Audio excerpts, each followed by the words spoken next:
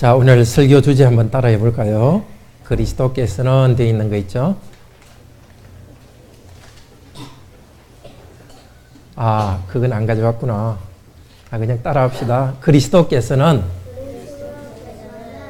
약한 사람을 회복시키는 정의의 나라를 조용히 세워 가신다. 이게 모르는 말이 좀 있죠. 약한 사람, 몸이 약한 사람, 의지가 약한 사람, 그래서 좀 화도 내는 사람, 그런 사람들을 회복이 뭐예요? 맞아. 낫게 하는, 병을 낫게 해주는 거. 우리 모두는 조금씩 병이 다 있어요. 보이지 않는 병이 다 있어요. 마음의 병이나 그런 병들이 다 있어요. 어서 오세요. 자, 옆으로. 하나님께서 치료해 주는 거예요. 정의가 뭐죠? 정의? 정의. 그래, 맞아요. 바른 거. 와, 바른 거예요. 남의 거 막 가져가고 이렇게 하는 게 아니라 뭐든지 바르게 되는, 혼자 바르게 되는 게 아니라 나라 전체가 바르게 되는 거예요. 근데 그런 정의의 나라를 세우려면 나쁘게 하는 사람 벌도 주고 싸우기도 해야 되는데 예수님은 그것보다는 조용히 세워가요. 예수님이 세우는 정의의 나라는 나쁘게 하는 사람 벌 주는 것보다 더 중요한 게 약한 사람들을 치료하고 회복시키는 게 더 중요해요. 우리나라도 지금 나쁜 일 하는 사람들이 있어요. 그래서 막 어제 촛불 들고 많은 사람들이 갔는데 우리 오늘 교인들 중에도 어제 갔다 온 분들이 있는지 모르겠어요. 아마 그래도 예배 시간에 졸지는 않을 거예요. 예. 어쨌든 나쁘게 하는 사람들은 고쳐라 이렇게 하지만 그 이유도 누가 나쁘게 정의를 어기면은 약한 사람들이 힘드니까 그 사람들을 위해서 고치라는 거예요. 자, 그런데 오늘 보면 예수님이 병을 고쳤을 때에 사람들이 좋아했어요? 아니면 예수님 죽이려고 했어요? 죽이려고 했어. 참 이상하지. 왜 그랬을까? 너무 싫어해. 왜 싫어했을까?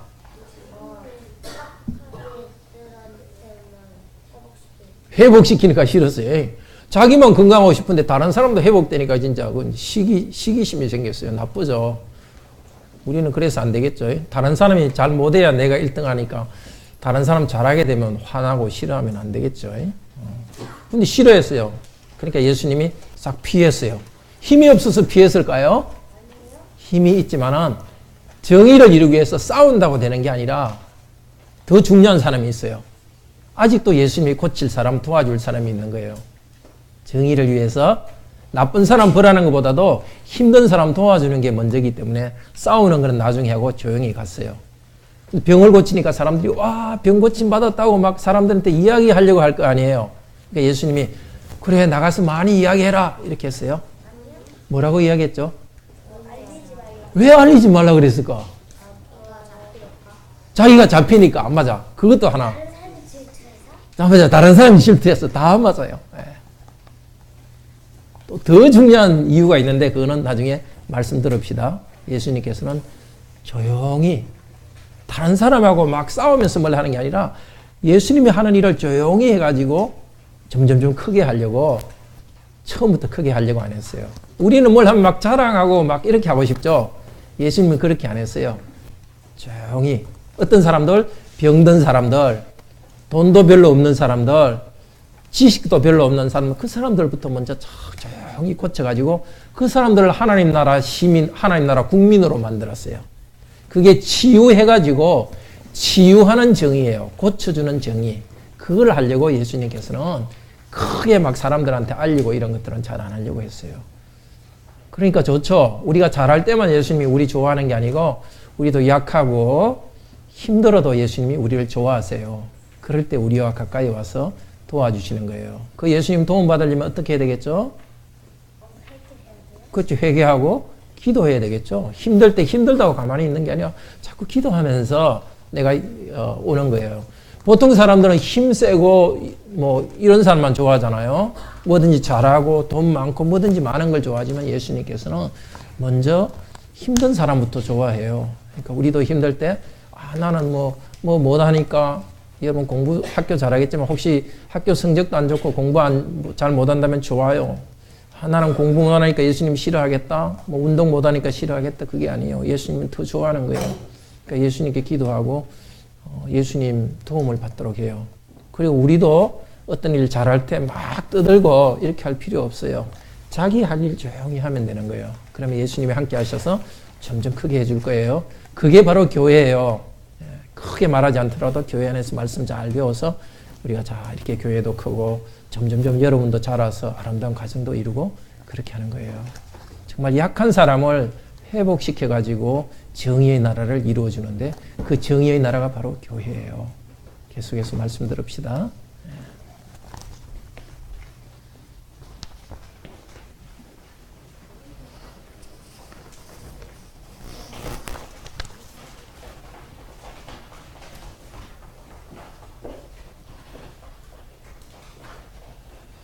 우리 하나님께서 말씀을 주시도록 다 같이 기도합시다.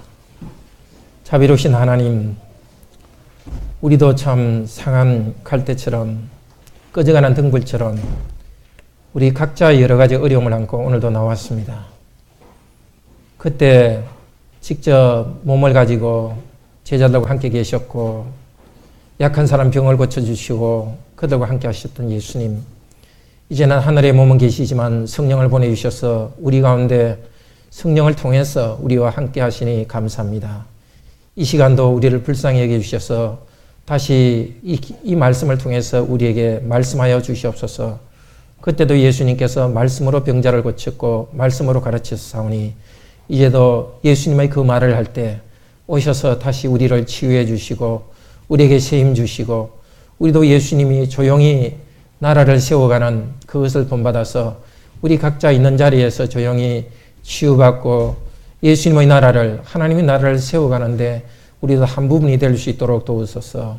성령님이 이제도 오셔서 우리의 마음 문을 열어주시고 잘 순종하고 변화되는 시간으로 인도하여 주시옵소서. 주 예수 그리스도 이름으로 기도드립니다. 아멘.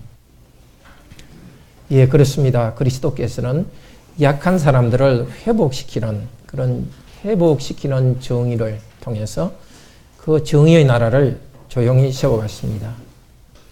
우리나라 정치적 어려움 때문에 불의한 일을 보고 고치기 위해서 많이 노력하고 있습니다. 정의롭게 바꾸라고 요구하고 있습니다. 그래 해야 됩니다. 그렇지만 참된 정의의 나라는 예수 그리스도께서 교회 안에서 만들어 가시고 있습니다. 정의는 남에게 요구하는 것도 있지만은 나의 땀과 노력으로 정의는 세워가는 것이고 예수님께서 제일 먼저 당신의 노력과 수고로 정의로운 나라 교회를 세웠습니다.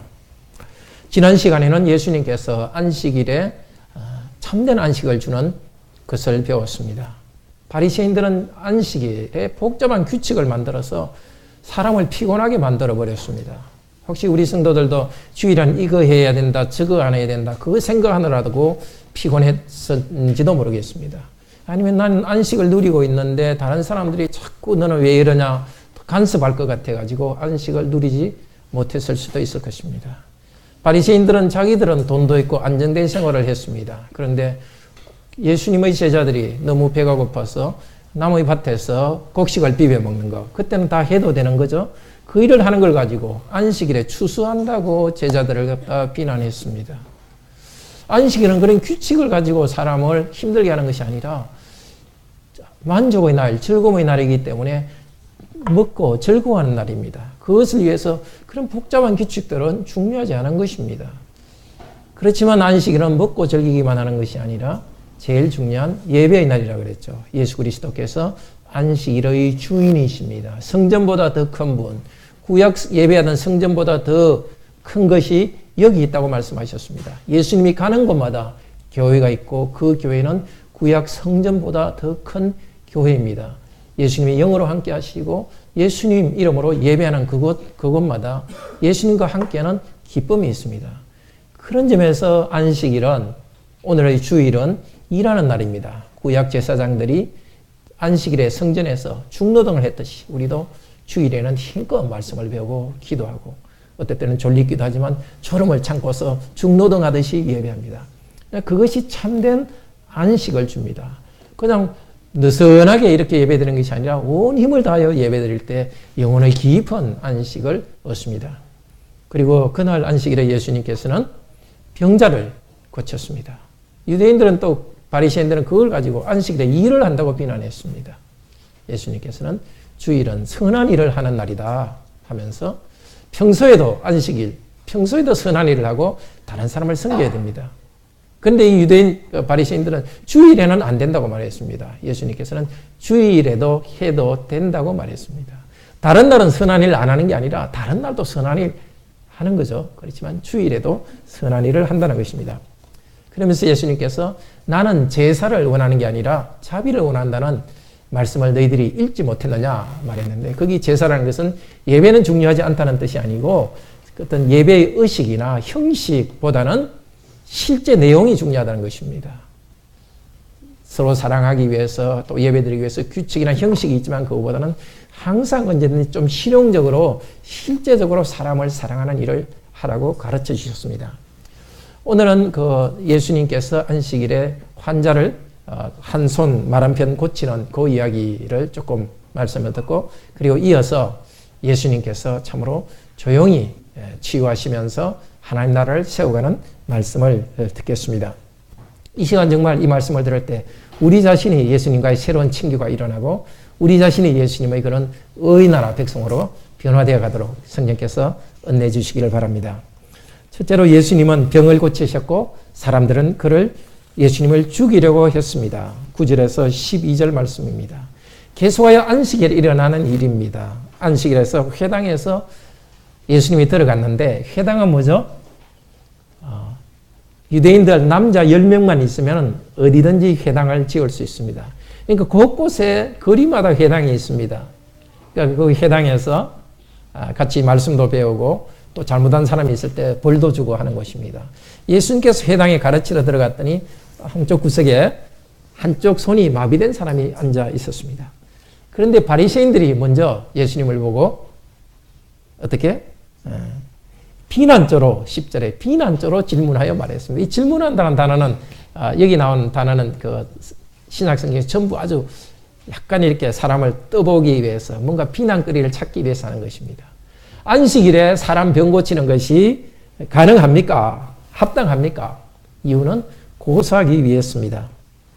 예수님이 뭐라고 대답하십니까? 안식일에 선을 행하는 것이 옳다. 이 선이라는 것은 특별한 선이 아니라 다른 사람에게 사랑을 베푼다는 겁니다. 다른 날에도 성도는 사랑을 베푸는 일을 합니다. 그렇지만 주일에 또 구약 아직 안식일이 계속될 때는 그날은 더 사랑하고 선을 베푸는 날입니다. 그리고 나서 예수님께서 그 사람에게 손을 내미시오 말씀했습니다. 그 사람은 어떻게 했죠? 13절 손을 내밀었고 순종했습니다. 믿음으로 순종했습니다. 믿음이란 말은 없지만은 믿음으로 순종한 것입니다. 예수님은 말씀하시고 믿음으로 순종할 때 건강이 회복되었습니다. 그렇습니다. 주일이나 우리가 회복되는 것은 하나님의 말씀이 먼저 있습니다. 말씀을 들어야 됩니다. 그리고 말씀을 믿고 순종할 때 회복이 일어납니다. 근데 여기 회복되었다는 이 말은 좀 특별한 말입니다. 마태복음 그 17장 11절에서 예수님이 쓰시는 말씀입니다. 세례 요한이 와서 모든 것을 회복하고 있다. 그러니까 그 단순히 그 손이 회복되는 것뿐만이 아니라 흐트러진 하나님 나라의 질서를 다시 회복하는 데 쓴 말입니다. 그리고 사도행전 1장 7절에서는 제자들이 예수님을 보고 주님이 이스라엘 나라를 회복할 때가 이때입니까? 그게 또 쓰는 말입니다. 그러니까 육체적으로 이 사람의 몸을 회복되는 것은 단순히 병만 고치는 것이 아니라 무엇에 대한 표시죠? 성찬의 빵과 포도주가 예수 그리스도의 임재와 그리스도의 은혜, 그리스도의 그분의 그 몸의 표시이듯이 이 사람이 손이 회복되는 것은 하나님 나라가 회복되는 것의 표시입니다. 예수 그리스도께서 하나님 나라, 정의의 나라를 다시 세우시는데 사람들이 분명히 볼 수 있도록 손이 다시 회복되는 것을 통해서 나타내셨습니다. 제자들에게 예수님이 뭐라고 이야기하셨습니까? 이 하나님 나라가 세워지는 것은 지금 갑자기 오는 것이 완성되는 것이 아니라 성령님이 오셔서 너희가 내 증인이 될 때 그 나라는 세워져 간다. 예수님이 그 자리에서 다 완성하는 것이 아니라 하나님 나라 완성하는 것은 복음 전파를 통해서 점점 완성되어 간다고 했습니다. 그렇기 때문에 우리는 그때 예수님이 하나님 나라를 시작하실 때 하신 말씀 마태복음 이야기를 계속 읽고 있습니다.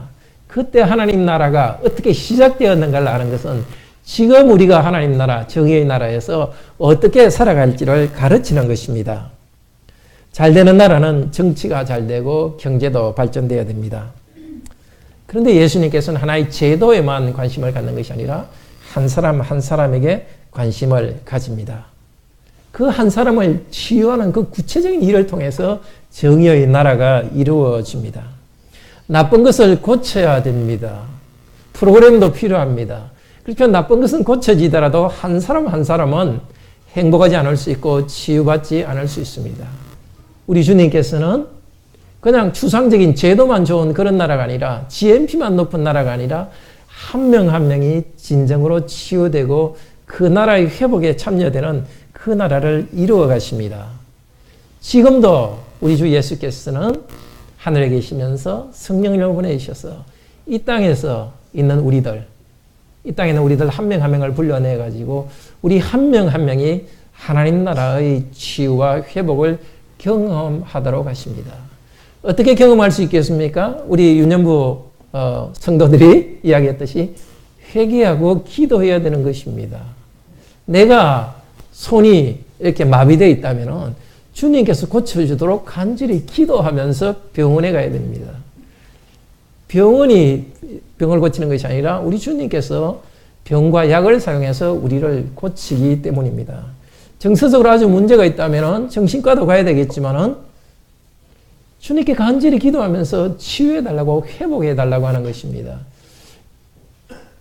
주님께서 일부러 이 병자가 회복되는 것에 하나님 나라가 회복된다는 말을 왜 썼겠습니까? 왜 성령께서 이 말을 썼겠습니까?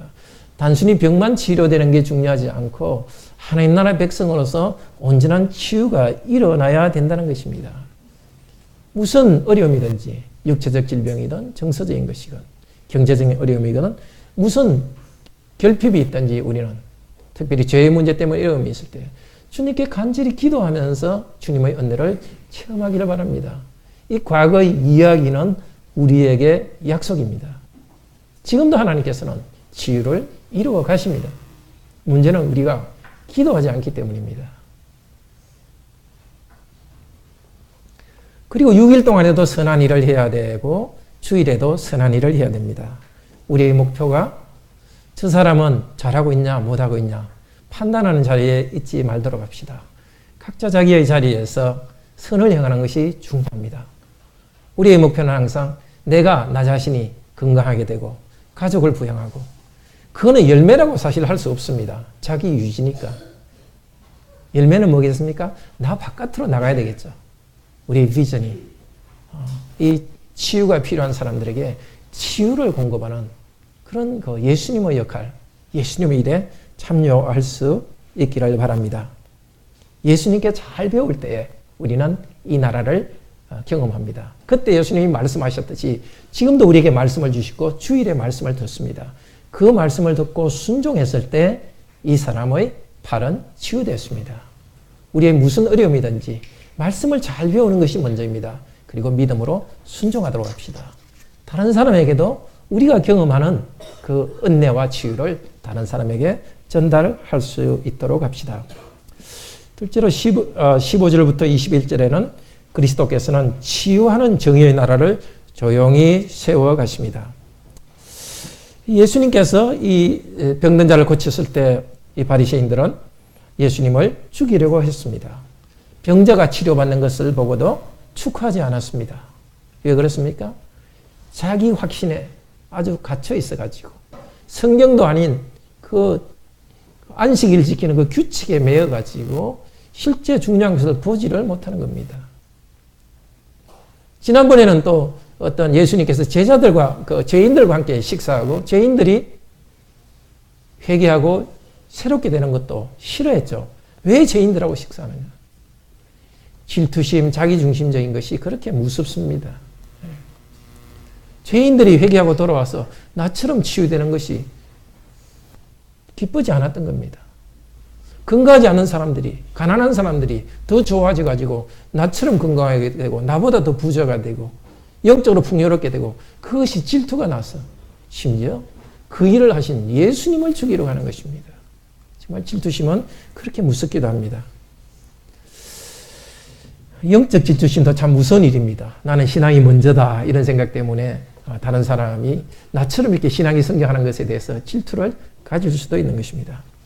근데 죽이려고 하는 것을 알고서 예수님께서는 그곳을 떠났습니다. 알았기 때문에 그곳을 떠났습니다. 15절, 16절 사역으로 된 부분 보겠습니다. 그런데 예수님은 알았기 때문에 그곳으로부터 떠났다. 그리고 많은 무리들이 그분을 따랐다. 그리고 그분은 그들 모두를 치유하셨다. 그리고 그분은 그분을 나타내게 만들지 말 것을 그들에게 경계하셨다. 능력 많으신 주님은 그냥 피했습니다. 이 피했다는 말은 예수님이 태어나셨을 때 헤롯이 예수님을 죽이려고 할 때 예수님 가족이 저 이집트로 피했던 그 특별한 단어를 쓰고 있습니다. 어릴 때도 예수님은 죽이려는 사람을 피했고 지금도 피하고 있습니다. 그런데 사실은 아마 2, 3년 지나면 예수님께서는 십자가에서 죽으시기 위해서 이 땅에 오셨습니다. 그러나 아직 때가 아니었기 때문에 사명이 아닌데 불필요한 갈등을 일으킬 필요가 없기 때문에 예수님께서는 피하셨습니다. 주님은 강하시지만은 내가 얼마나 강한가를 나타내지 않고 그냥 조용히 피했습니다. 우리에게도 그런 지혜가 필요할 때 있습니다. 내가 아무리 정의롭다 하더라도 싸우는 것이 항상 좋은 것만은 아닙니다.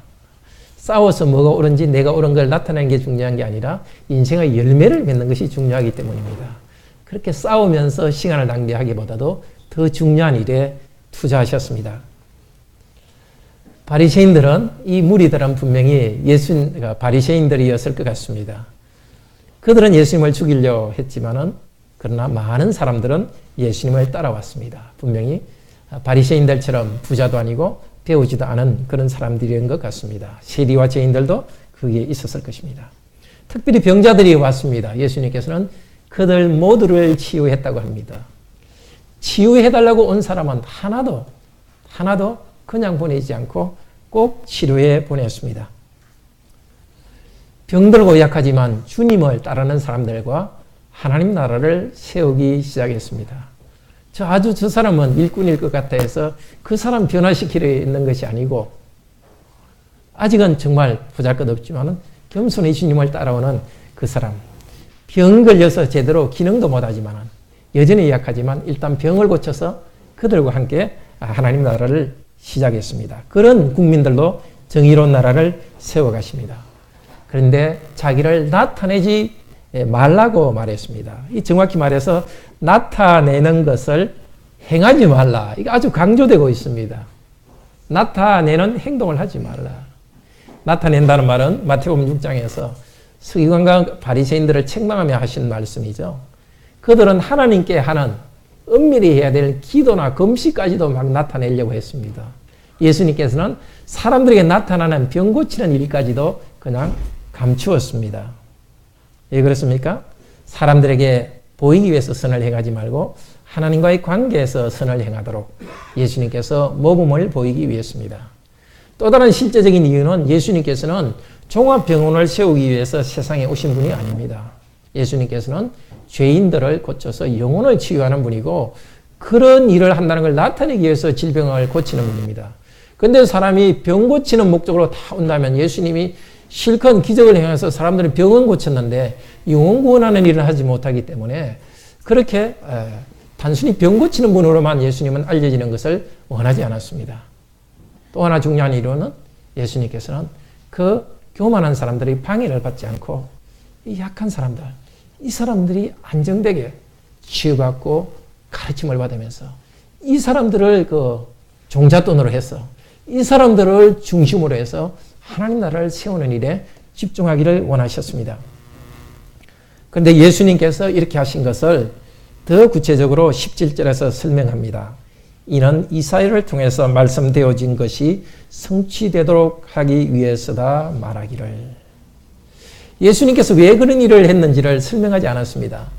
근데 예수님이 승천하시고 난 다음에 아마 예수님이 승천하신 게 아마 AD 한 33년 될 테니까, AD 30년, 33년 될 테니까, 이 복음서를 쓴 것은 한 70년 정도니까 한 40년 뒤입니다. 40년 뒤에 이 복음서를 쓸 때 성령께서 다시 사도 마태에게 감동을 주셨습니다. 왜 예수님이 이 일을 했는지를 이사야서를 인용해서 설명합니다. 예수님께서는 이 땅에 계실 때 제자들을 가르쳤습니다. 그렇지만 제자들에게 말씀하셨습니다. 요한복음 16장 13절 14절에서 나는 간다. 내가 가면 너희들에게 성령을 보내줄 것이고 성령님께서 내 것을 가지고 너희를 가르치리라 이야기했습니다. 바로 이런 부분이 사도들이 이렇게 설명하는 부분이죠. 마치 역사 이야기하는 사람이 해설하듯이 이 이야기 부분은 성령께서 가르쳐 주신 것입니다. 예수님이 왜 그렇게 하시는지에 대해서 이사야서가 이루어졌다는 것은 성령께서 이제 예수님이 하신 일을 계속 가르쳐 주시기 때문입니다. 구약에서 그 종, 우리를 구원할 그 종이 오면 이렇게 할 것이라고 예언됐는데 바로 그 예언이 지금 이루어졌다는 것을 사도는 우리에게 가르치고 있습니다. 구약에서 약속하신 그분을 그 종이라고 합니다. 세 가지로 그 종이 하는 일에 대해서 말합니다. 왜 그 종이 그냥 도망갔고 피했고 조용히 하셨는지 그것은 구약에서 예언된 그 종은 그렇게 한다고 말했기 때문입니다. 이 종은 세 가지 특징이 있고 세 가지 일을 합니다. 첫째로 하나님의 특별한 사랑을 받는 분이라고 이사야서 예언되었습니다. 이사야 42장 1절에서 4절 말씀입니다. 우리 그것이 바로 오늘 있으니까 이사야를 찾지는 않고 우리 오늘 18절 말씀 그대로 보겠습니다. 18절에 와 보라 나의 종 내가 택한 자 나의 사랑하는 자 내 혼이 그를 기뻐하는 자. 사람들을 피하고 자기를 알리지 않고 그것도 아주 병자와 약한 사람들과 같이 있는 이분 너무너무 초라해 보입니다. 그러니까 바리새인들이 예수님이 죽이려고 하지 않았습니까? 그러나 이분은 하나님께서 뭐라고 말하십니까? 와 보라 나의 종 나의 택한 자. 사도는 이걸 통해서 증가합니다. 보아라 이렇게 약하고 어떤 면에서 소심해 보이는 이분은 와 보라 나의 종. 하나님께서는 와 보라 나의 종이라고 하는 분이다. 사실은 10절에 한 손이 마비된 사람에 대해서도 와 보라 이렇게 시작했고 와 이 뜻입니다. 이야기하는 사람이. 또 예수님께서 와 보라. 병든 사람을 어떻게 해야 됩니까? 그에 대한 해결책은 바로 이 종이기 때문이다. 이 종이 이 병에 대한 해결책입니다. 하나님께서는 나의 종 나의 택한 자라 하시고 나의 사랑하는 자 내 혼이 그를 기뻐하는 자. 이렇게 약하고 낮아졌지만은 이 사람은 나의 사랑하는 사람이다. 하나님께서 그분을 참으로 사랑하십니다. 하나님의 큰 사랑을 받습니다. 하나님의 사랑을 받는 자, 또 내 기뻐하는 자라 이 말은 예수님께서 세례 받으실 때 하신 말을 반복하고 있습니다. 예수님이 세례 받으실 때 하늘에서 성부 하나님께서 이사야서 말씀을 인용하면서 이는 내 사랑하는 자요 내 기뻐하는 자다. 왜 그때 그 말을 하셨습니까? 높으신 하나님이 낮은 사람이 되셨습니다. 누가 세례받습니까? 죄인들이 세례받습니다. 죄 없는 분이 죄인의 한 사람처럼 죄를 짊어지고 세례를 받고 낮아지셨을 때 하나님께서는 그 하나님의 아드님을 너는 내 사랑하는 자다 하면서 선언하고 격려하고 위로해 주십니다. 그리고 듣는 사람에게 이렇게 낮아진 이분이 하나님의 사랑을 받고 있다고 말합니다. 하나님께서 이분을 기뻐하십니다. 기뻐하시는 이분의 사명은 나의 종, 나의 택한 자입니다. 여기 종이라는 것은 특별한 사명을 이루는 분입니다. 하나님께서 하기를 원하시는 그 일을 성부 하나님을 대신해서 이 땅에서 하시는 일이 예수 그리스도이십니다. 그 일은 바로 내 혼이 그를 기뻐하는 자. 이 말에도 그 무슨 일을 하시는지가 암시되어 있습니다. 같은 말 기뻐하는 자 이 말을 마태복음 11장 25절에서 쓰셨습니다. 예수께서 마태복음 11장 25절에서 아버지 하나님께 감사하며 이렇게 말씀하셨습니다. 아버지여 천지의 주제 아버지여 하나님 나라를 지혜롭고 슬기로운 사람에게는 숨기시고 어리석은 자에게 나타내심을 감사합니다. 이렇게 된 것이 아버지의 기쁘신 뜻입니다. 예수 그리스도께서 하나님의 기뻐하심을 받은 이유는 예수 그리스도께서 하나님의 기뻐하시는 일을 이루기 위해서입니다. 죄인들을 예수 그리스도 때문에 하나님이 기뻐하시도록 하기 위해서 예수 그리스도는 하나님의 기뻐하심을 받았습니다. 예수 그리스도께서 하나님의 사랑받은 자가 된 이유는 우리도 예수 그리스도 때문에 하나님의 사랑을 받도록 하기 위해서입니다. 예수님은 사람의 대표로서 지금 하나님으로부터 이 말씀을 듣고 있습니다. 너는 내 사랑하는 자, 내 기뻐하는 자라. 예수 그리스도 때문에 저와 여러분도 하나님의 사랑을 받고 있고 기뻐하심을 받고 있습니다. 기뻐하시기 바랍니다. 오늘도 말씀을 듣고 예배하는 우리들 하나님께서는 사랑한다고 말씀하시고 너를 기뻐한다고 말씀하십니다. 예수 그리스도께서 하시는 일을 18절에서는 성령을 주셔서 이방의 심판, 정의로운 통치를 이루시는 일이라고 합니다. 18절 후반절에는 나의 영을 그 위에 내가 주리니 그리고 심판, 의로운 통치를 이방들에 알리리라. 이 택한 종이 하는 사명은 심판, 정의로운 통치입니다. 오늘 이사야서 인용한 본문에 두 번이나 반복되죠. 예수님이 하신 일은 정의로 통치하는 그 나라를 세우시는 일입니다. 여기 심판이란 말은 여러 가지 뜻이 있습니다. 정의로 다스리는 것, 재판하는 것, 그리고 심판하는 것, 복합적인 뜻이 있습니다. 근데 여기서는 심판보다는 정의로운 다스림, 정의로운 통치라는 뜻이 더 많습니다. 정의로운 통치는 하나님이 다스리는 이상적인 사회입니다. 하나님 백성이 가나안에 정착했을 때 사사를 세웠는데 이 사사라는 말이 사실은 여기 나와 있는 정의로운 통치와 똑같은 말입니다. 사사가 한 일은 하나님 백성들이 정의로운 사회를 이루도록 하기 위해서입니다. 그리고 왕을 사사시대 뒤에는 왕을 세웠는데 왕의 임무를 항상 정의를 세우는 일입니다. 정의를 세우도록 하기 위해서 하나님의 율법을 주셨습니다. 그 정의는 두 가지죠. 하나님을 향하여서 바로 경배하는 것. 두 번째는 사람들 사이의 관계가 바로 되는 것. 특별히 약한 자들이 보호받는 것이 하나님의 정의로운 사회입니다. 예수 그리스도께서는 당신이 다윗이 세워야 했던, 다윗 왕조가 세워야 했던 정의로운 나라를 세우시는 분이라고 말씀하십니다. 오늘 이 이사야서를 인용한 걸 통해서 예수 그리스도께서는 원래 구약에 세워야 했던 정의로운 나라를 세우시는 분입니다. 구약의 하나님의 나라는 이스라엘 백성은 하나님 율법에 불순종하고 가난한 자들을 억압하고 고통스럽게 하다가 하나님의 심판을 받아서 바벨론에서 멸망당했습니다. 예수님 때까지 하나님의 나라는, 그 정의로운 나라는 세워지지 않았고 로마의 식민지 통치에 있었습니다.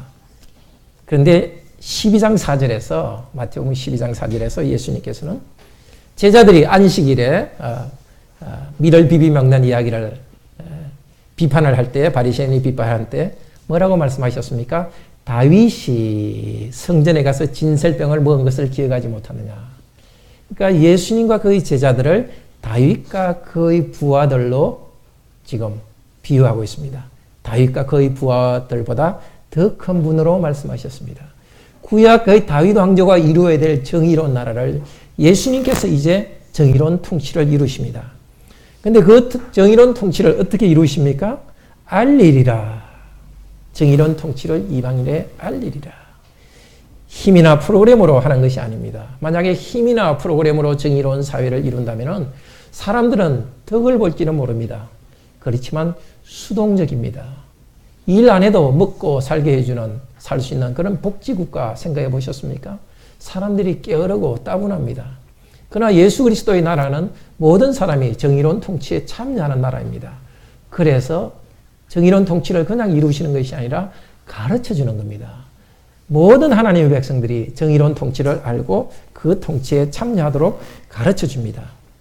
그 통치는, 정의로운 통치는 남에게 요구하는 것이 아니라 각자가 선을 행하는 정의로운 사회입니다. 이 정의를 어떻게 이룹니까? 나의 영을 그 위에 주리라. 정의를 가르치고 정의를 배운 사람들이 그대로 할 수 있도록 하기 위해서 성령님을 보내주셨습니다. 예수님이 사람이 되셨기 때문에 아버지 하나님께서는 성령님을, 사람이 되신 예수 그리스도께 성령님을 보내주셔서 성령님의 능력으로 정의를 가르치게 하셨습니다. 그리고 예수님의 말씀을 듣는 사람들은 성령님의 능력으로 또 정의를 받아들이도록 하셨습니다. 예수님께서 성령님의 능력으로 정의를 이루는 것의 대표적인 예가 바로 병자를 고치는 것입니다.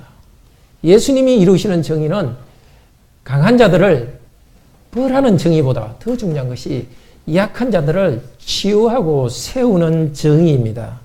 병자를 고쳐서 그 사람에게 정의를 세워주는 것입니다. 삶을 주는 것입니다. 뿐만 아니라 병자였던 사람들, 그 제자들이 정의로운 사회, 하나님의 교회를 만들 수 있는 주체로 만들어 주십니다. 이를 위해서 성령께서 능력으로 병자를 고쳐주셨습니다. 하늘에 계신 그리스도는 계속해서 교회에 성령님을 보내주셔서 정의로운 새로운 사회에 교회를 이루어 가십니다. 하나님 말씀을 잘 배울 때, 하나님 말씀을 잘 가르칠 때 성령은 함께 하셔서 가르치는 자에게도 성령님은 함께 하시고 배우는 우리 각자에게도 성령님이 함께 하셔서 그 말씀을 달게 순종하게 합니다. 그러면서 치유받고 우리도 정의 사회를 이룰 수 있도록 선을 행할 수 있는 사람으로 변화시켜 가십니다. 하나님께서 성령으로 말씀을 줄 때는 어떤 일이 일어나는가? 데살로니가전서 1장 5절에는 내가 너에게 전한 말씀이 말만 아니라 능력과 성령과 확신 가운데 갔다 합니다. 하나님의 말씀을 전할 때 성령이 함께 하시고 확신이 일어나고 확신과 함께 실제 삶의 능력이 일어납니다. 능력을 행사하는 것은 땀 흘려 일하는 것입니다. 우리 각자에게 하나님께서 성령을 주시고 하나님 말씀을 가르쳐 주셨습니다. 그 말씀 가르침대로 어디 있든지 우리는 땀 흘려 일하고 주신 물질로 교회를 세우고 선교하고 가난한 성도와 사람들을 구제합니다. 성령께서 그리스도께서 함께 하셨고 지금도 우리와 함께 하십니다. 선한 일 행하는 것을 두려워하지 마십시오. 일하는 것을 두려워하지 마십시오. 말씀에서 명령하는 것을 믿고 나갈 때 길이 열리고 성령께서 능력을 주십니다. 순종하십시오. 마비된 손과 같은 우리의 몸, 우리의 마음은 말씀을 통해서 여시고 믿음으로 순종할 때 우리는 회복됩니다. 그래서 우리도 성령님 안에서 정의로운 나라를 세우는 일을 합니다. 세 번째로 예수 그리스도께서는 조용하고 겸손하게 승리를 이루어 가십니다. 19절에서 21절입니다. 그는 다투지도 않고 소리치지도 않고 어느 누구도 길들에서 그의 소리를 듣지 못하리라. 상처나 있는 갈대를 꺾지 않으리라. 그리고 꺼져가는 심지를 끄지 않으리라. 심판, 정의로운 통치를 던져내어 승리할 때까지. 그리고 그의 이름을 이방 민족들이 바라리라 소망하리라. 성령님의 능력으로 치유하고 정의로운 나라를 만들어 가는데 어떤 사람들은 비난합니다. 예수님을 죽이려고 합니다. 그런데 그 하나님의 종은 다투지 않습니다. 평화의 왕입니다. 그래서 집에서 일을 하는데 바깥에서 소리가 나지 않습니다. 나쁜 사람이 있지만은 나쁜 사람과 싸우고 벌 주면서 자기의 능력을 과신하는 그런 정의가 아닙니다. 자기의 논리를 자랑하는 정의가 아닙니다. 사람들을 혼내고 그 사람들을 밀쳐내는 정의가 아닙니다. 악한 자들도. 왜냐하면 이리 같은 그 사람들 중에도 예수님의 양들이 있기 때문입니다. 성령님도 비둘기같이 온유하게 내려왔고 예수님께서도 나는 마음이 겸손하고 온유하니 나에게 와서 배우라고 하셨습니다. 이 종의 다스림을 받는 우리 안에도 이리와 같은 마음이 있습니다. 그러나 우리와 예수님은 다투지 않고 겸손하십니다. 우리를 책망할 때도 목소리를 높이지 않습니다. 정의는 싸워서 얻기 전에 온유와 평화를 이룰 때 이루어갑니다. 그런데 성령으로 충만한 이 종의 정의로운 통치는 약한 자를 끝까지 버리지 않고 자비를 베푸십니다. 20절은 같이 한번 읽을까요? 20절 상처나 있는 갈대를 꺾지 않으리라. 그리고 꺼져가는 심지를 끄지 아니리라. 심판, 정의로운 통치를 던져내어 승리할 때까지. 이스라엘 땅에는 흔한 것이 갈대입니다. 바람에 쓰러지는 갈대, 상처나 있는 갈대, 갈대들이 많습니다. 예수님께 온 사람들 모두가 그 상처난 갈대와 같았습니다.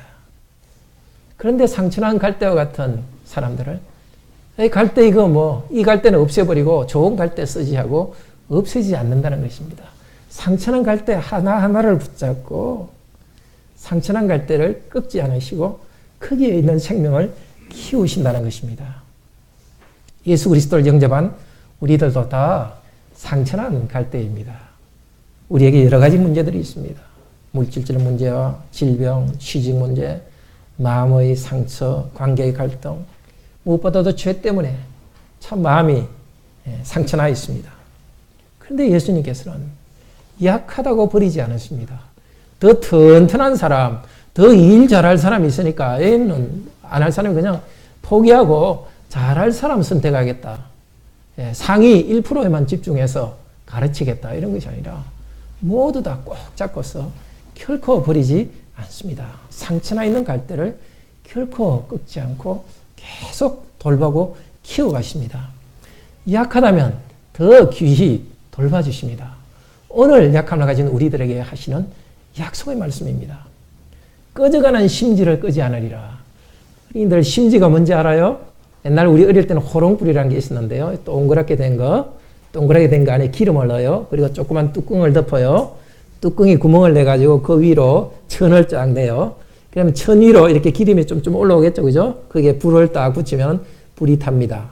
근데 어떤 이 심지 천이 오래 타버리면은 막 연기도 나고 불도 나오지 않아요. 그러면 보통 어떻게 하죠? 심지 그냥 빼버리고 다른 심지를 바꾸는데. 자, 예수님은 그렇게 하지 않는다는 겁니다. 우리들이 예수님의 복음을 빛을 받았지만 빛을 내지 않고 막 연기만 내고 그냥 교회 와가지고 별로 여러분이 생각해도 별로 도움도 되지 않고 교회 짐만 된다고 생각할지도 모릅니다. 그러나 주님께서는 연기 나고 너는 짐이 되니까 이거는 안 되겠다 치우는 게 아니라 갈아치우는 게 아니라 그 심지를 갖다 끄지 않고 계속 살려가시는 분입니다. 상처와 힘든 일로 마음의 빛을 잃은 우리들입니다. 근데 주님께서는 우리를 죄용사시고 우리를 치유해서 이까지 나왔습니다.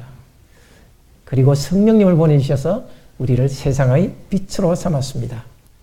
경건의 빛이 약해져도 주님께서는 우리를 포기하지 않으시고 이사야 주님께서 오시기 전에 벌써 700년 전에 예언된 겁니다. 그 예언된 대로 그대로 병들고 손이 마비되고 가난하고 죄인이라서 사람들이 버림받는 그 사람들 다 끌어모아가지고 계속해서 끌고 가셨습니다.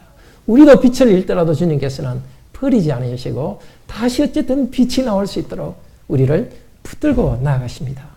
우리 안에 시작된 조그만 생명의 불꽃을 계속 키워나갔습니다. 주님께서 이렇게 하시니까 우리도 본받아야 되겠습니다. 그냥 포기해야 되겠다. 혹시 자녀들 키울 때 여러분들 이 아이들 좀 더 이상 못 참겠다. 그냥 포기해버릴까 그런 유혹이 있었는지도 모르겠습니다. 결코 포기하지 않습니다. 성도들도 결코 포기하지 않습니다. 주님께서 그렇게 상한 갈 때도 포기하지 않으시니까 우리도 상한 사람, 부족한 사람 포기하지 않습니다. 연기만 내고 그냥 힘들기만 하는 사람도 포기하지 않습니다. 빛을 회복할 때까지 도와줍니다. 이것이 정의입니다.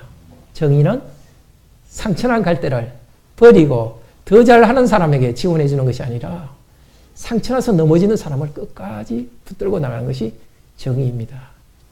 빛도 내지 못하고 꺼져가는 그런 것들은 그냥 꺼버리는 것이 아니라 끝까지 약자를 돌보는 것이 이것이 주님의 정의고 교회에서 이루시는 정의입니다. 그런데 평화를 추구하고 조용히 치유하시는 그분은 반드시 승리합니다. 심판과 정의로운 다스림은 가르치기도 하지만은 정의로운 다스림을 던져낸다. 앞쪽에서는 정의를 가르친다 했는데 던져내시고 승리하십니다. 능력 있게 일하십니다. 이사야서 42장 3절을 보겠습니다. 이사야서 42장 3절은 상한 갈대를 꺾지 아니하시며 꺼져가는 등불을 끄지 않으시며 라고 말합니다. 이사야 42장 3절, 구약성경 1016페이지입니다. 42장 3절,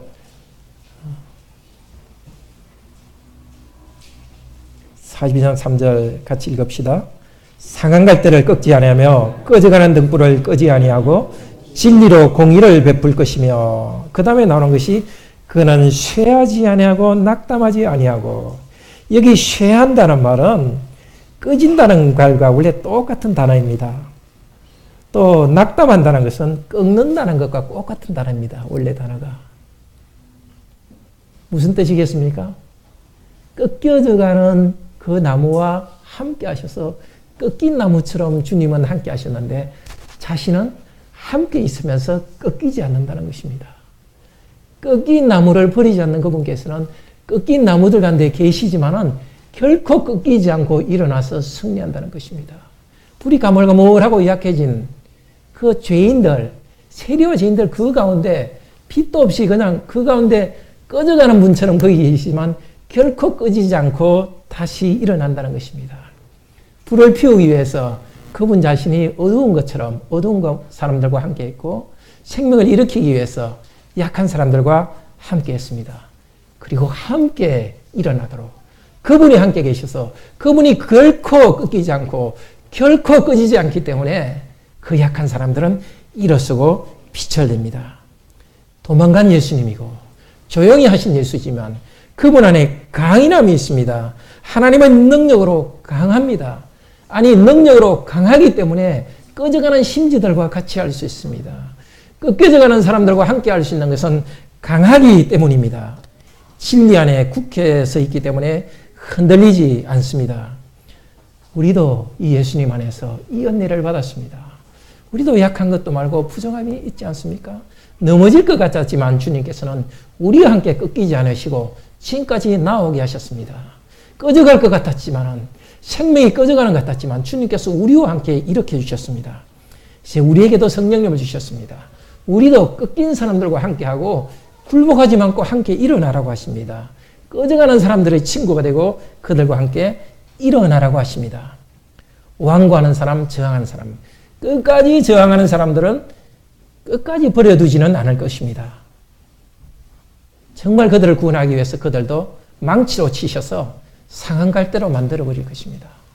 바울처럼 그렇게 자기는 세계 최고의 학벌이라고 자랑하고 지식과 자기를 자랑하는 사람, 주님께서 딱 한 번 치시니까 눈이 멀고 아무것도 못하고 엉금엉금 비었습니다.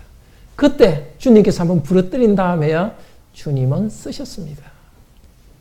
이방의 빛으로 삼으셨습니다. 주님께서는 끝까지 교만한 사람들을 위해서 지옥을 준비하시고 거기서 그들을 심판하시면서 승리하실 것입니다. 정의는 살아있습니다. 정의는 약한 자들을 세우는 정의이기도 하지만 끝까지 변하지 않는 사람은 징벌하는 정의입니다. 교만한 정치가와 사람들이 지금 우리나라에서 당하는 것을 보지 않습니까? 천국도 있지만 이 땅에도 승리 가운데서 하나님께서는 정의로 심판하십니다. 하나님의 종 우리 그리스도는 온 나라 세상 끝까지 정의를 세우십니다. 그 조그만 갈릴리 거기서 몇 명의 얼마 되는 병자들 가난한 어부들하고 시작했지만 그때부터 주님께서는 700년에 예언한 그대로 온 세상에 이 정의로운 나라를 세우실 것을 아시고 그렇게 시작했습니다. 이 증거가 바로 여기 앉아있는 우리들입니다. 우리도 각자 약하고 부정함이 있지만 그 그리스도의 갈릴리에서 시작된 그 정의의 나라에 참여했습니다.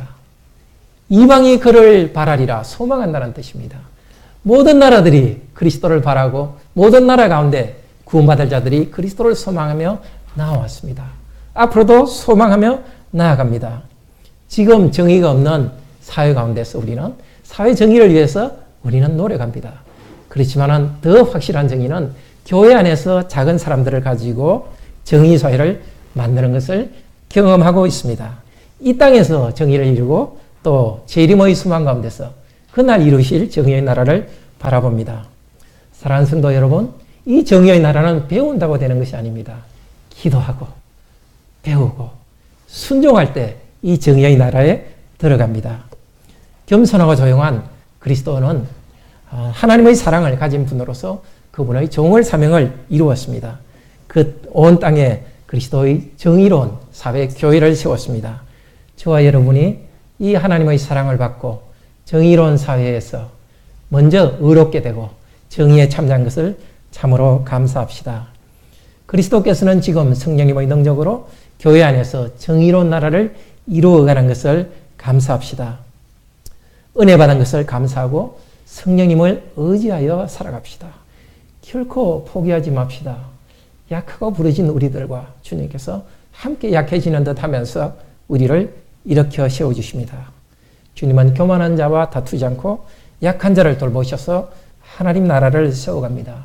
그러니 우리도 우리에게 주신 것을 자랑하고 교만하기보다도 우리도 겸손하여 온유하여서 약한 자들과 함께 있으면서 그들을 돌보고 세우면서 선행하는 그런 교회로 함께 세워져 가기를 바랍니다. 다 같이 하나님을 찬양합시다.